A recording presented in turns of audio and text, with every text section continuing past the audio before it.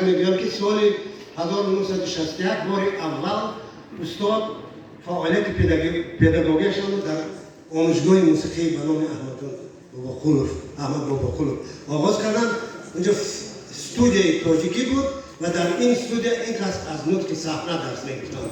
زیاده از 20 تا شاگرد داشتند و قریب تمام این شاگردایی که در همینجا تحصیل می‌کردند همشون هنرمندان مردمی جمهوری تاجیکستان شدند.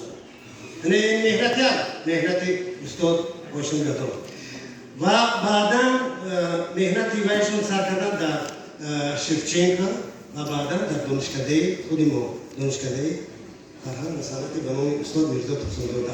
در اینجا زیاده از 40 نمایش مانده با دانشجویان و تمام آن نمایش هایی که میماندن سناریش تمام ریکویزیت، اسباب، انجام، لباس همش خودشون پیدا میکردن و دویم وقتی که ما به همین اسپکتاکل میرفتیم همچون به عید میرفتیم.